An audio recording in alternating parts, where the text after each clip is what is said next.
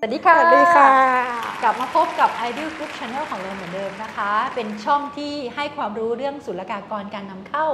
ตลอดจนถึงเรื่องรายละเอียดต่างๆ ในเรื่องของอินชูรันด้วย วันนี้เรายังอยู่กับ อุศนีค่ะ แขกรับเชิญคนสวยของเราเหมือนเดิมผู้เชี่ยวชาญเรื่องประกันภัยทุกๆประเภทนะคะ ค่ะสวัสดีอีกรอบหนึ่งนะคะ สวัสดีค่ะ สวัสดีค่ะ วันนี้พี่ขอถามนิดนึงเพราะว่าพี่อ่านมาเกี่ยวกับเรื่องของprofessional indemnity insurance อยากรู้ว่ามันคืออะไรนอกจากคำว่าเป็นประกันภัยวิชาชีพตัวนี้เนี่ยเป็นตัวที่หลายๆคนมองข้ามทั้งที่ว่ามันทำได้หลายอาชีพมากเลยนะคะ คือคนเขาจะคิดว่าประกันภัยวิชาชีพทำได้แค่หมอพยาบาล หรือแค่พวกคนทำก่อสร้าง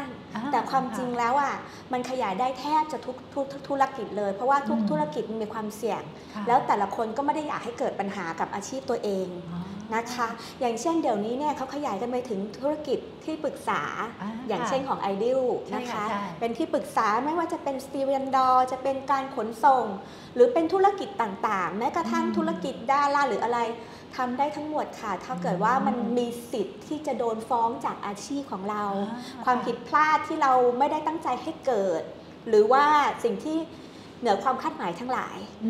เมื่อเกิดปัญหาขึ้นมาแล้วเราโดนซูหรือโดนฟ้องร้องกันขึ้นมาเนี่ยตัวนี้เนี่ยจะยื่นมือเข้ามาช่วยเราเพื่อทำให้เราบรรเทาความเครียดได้เนาะแล้วก็เอาความรู้ความเชี่ยวชาญมาช่วยเราในการแก้ปัญหาค่ะเพราะว่าที่พี่เคยได้ยินมาอย่างแต่ก่อนเราได้ยินว่าอย่างคุณหมอที่อยู่ทางอเมริกาซึ่งเขาจะเชี่ยวชาญเรื่องนี้กว่าเราก็คือเขาจะมีประกันภัยทุกคนเพราะว่าที่อเมริกาเนี่ยคือฟ้องอย่างของบ้านเราตัวนี้เข้ามานานหลายปีหรือยังนะคะเข้ามานานหลายปีเป็น10 ปีแล้วนะคะแล้วก็ความจริงเนี่ยหลายๆโรงพยาบาลเลยมีทำให้คุณหมอเพียงแต่ว่าอาจจะเป็นยอดที่ต่ำคนไทยเราไม่ค่อยเคลมใช่คือคนไทยเคลมค่ะแต่ว่าคุณหมออาจจะได้ยอดที่ต่ำบวกกับบางคนไม่ทราบว่ามีตัวนี้ก็อย่างที่เราเห็นออกข่าวกันเยอะๆนะคะว่ามีก็จะเป็นโรงพยาบาลจ่ายแทนคุณหมอจ่ายแทนอะไรกันไปมากกว่าแต่ความจริงแล้วถ้ามีประกันตัวนี้ไปอ่ะช่วยโปรเทคได้เยอะแล้วก็ไม่ใช่แค่เรื่องหมอเนาะอย่างที่เราบอกกันก็คืออย่างธุรกิจที่เป็นที่ปรึกษาที่ตอนนี้กำลังฮิตมากเลยที่เขาทำประกันภัยหรือว่าล่าสุดเนี่ยก็มีการรับจ้างทำโปรเจกต์นะคะเป็นองค์กรเป็นโปรแกรมค่ะเป็นโปรแกรมซอฟต์ไฟล์ในการทำให้กับธนาคารแห่งหนึ่งเขาก็ต้องทำประกันภัยวิชาชีพเผื่อว่าเกิดปัญหาอะไรขึ้นมาเนี่ยประกันตัวนี้เนี่ยเขาจะช่วยบรรเทาให้เราทั้งหมดเลยเป็นความรู้ใหม่ค่ะแล้วพี่ถามนิดนึงสมมุติว่าอย่างพี่ผลิตสินค้าอะไรมาขายลูกค้าเจ้าหนึ่งแล้วสมมุติเป็นเครื่องอุปโภคบริโภคเกิดลูกค้าเขาเคลมบอกว่าเฮ้ยเขากินของเราเข้าไปเนี่ย3 ปีแล้วก็เกิดมะเร็งอย่างเงี้ยเราถือว่าถ้าเราในฐานะขององค์กรนิติบุคคลเราสามารถทำได้ไหมคะว่าเฮ้ยเราผลิตวัสดุอุปโภคบริโภคตัวนี้แล้วปรากฏว่าลูกค้ากินแล้วเป็นมะเร็งตัวนี้เนี่ยมันจะก้ำกึ่งค่ะคือมันจะทำงานด้วย2ประกันภัยประกันภัยแรกก็คือประกันภัยวิชาชีพเพราะมันเกิดจากวิชาชีพของเราแต่อีกตัวหนึ่งจะเป็นประกันภัยผลิตภัณฑ์ซึ่งเขาจะเอามาทำงานควบคู่กันเพราะว่าพอดีตัวนี้เนี่ยเกี่ยวกับการบริโภคด้วยเพราะฉะนั้นประกันภัยผลิตภัณฑ์เนี่ยมันจะมาช่วยอีกแรงหนึ่งอีกด้านหนึ่งในด้านที่ว่าบางครั้งไม่ครบถ้วนหรือยอดไม่พอหรืออะไรเขาจะมาช่วยกันทำงานค่ะเท่ากับว่าทางน้องนีแนะนำว่าถ้าจะทำเนี่ยสมมุติเราเป็นผู้ผลิตเราก็ควรจะมีตัวผลิตภัณฑ์ของตัวประกันภัยผลิตภัณฑ์ด้วยใช่ไม่เคยได้ยินนะค่ะก็คืออย่างโรงงานในประเทศไทยเนี่ยผลิตสินค้าเยอะมากอย่างถ้าเราจะเข้าไปโซนยุโรปหรืออเมริกาพวกนี้นะคะเขาจะมีบังคับเลยว่าจะต้องยอดเงินเท่าไหร่อะไรเท่าไหร่อย่างไรค่ะจะแพงที่สุดเลยกรมธรรม์เนี่ยจะเบี้ยแพงที่สุดคือ USA and Canada เพราะว่าเวลาการซูของเขาอะจะสูงแต่ถ้าเกิดว่าเป็นโซนยุโรปโซนเอเชียพวกนี้เบี้ยจะถูกลงค่ะแล้วก็ขึ้นอยู่กับลูกค้าด้วยแต่ว่าที่สำคัญทั้งนี้ทั้งนั้นแล้วมีติดไว้หน่อยเขาไม่รวมแซงชั่นคันที่ด้วยนะคะถึงแม้ว่าประเทศที่เรามีการคว่ำบาตรเราไม่รวมถึงแม้จะมีสินค้าไปส่งขายแล้วก็ไม่ได้เกิดปัญหาอะไรก็จริงแต่ว่าตรงนี้เนี่ยเขาถือว่าเป็นข้อตกลงร่วมกันค่ะ sanction country ใช่ค่ะก็คือประเทศที่โดนคว่ำบาตรอย่างสมมุติว่าเราซื้อของมาที่เกี่ยวกับอุปโภคบริโภคเนี่ยเขาเรียก tableware เนี่ยจากจีน แล้วปรากฏเรากินไป 3-4 ปีแล้วเราเป็นมะเร็งอย่างเงี้ยเราสามารถฟ้องเขาได้ไหมใช่ค่ะเหมือนอย่างก่อนหน้านี้จะมีข่าวเหมือนว่าคนใช้แป้งจอร์นสันใช่ใช้มานานแล้วพวกเกิดปัญหาฟ้องได้ค่ะตัวอย่างเช่นร้านกาแฟค่ะที่ว่าเราเคยได้ข่าวกันนะเนาะว่ามีการซื้อกาแฟ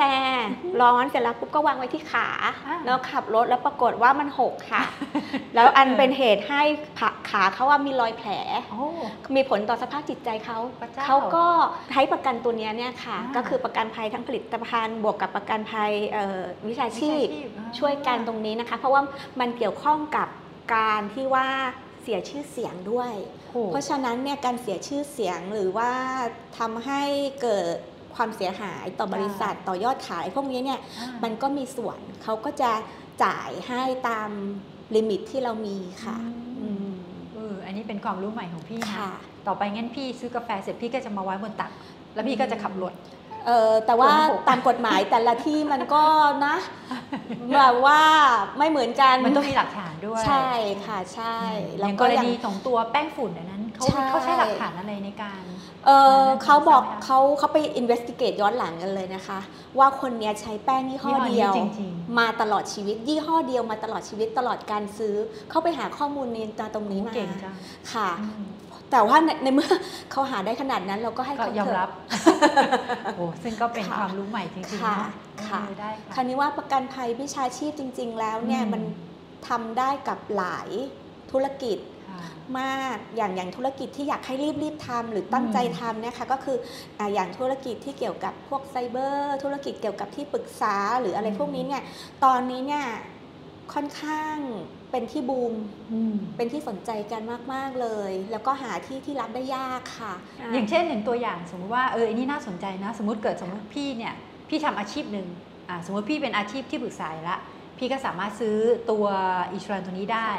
พี่ซื้อในนามนิติบุคคลหรือว่าซื้อในนามตัวบุคคลนะคะค่ะโดยส่วนมากแล้วเนี่ยก็คือจะเป็นนิติบุคคลซื้อให้บุคคลพนักงานทั้งหลายอย่างตัวนี้เองก็อยากท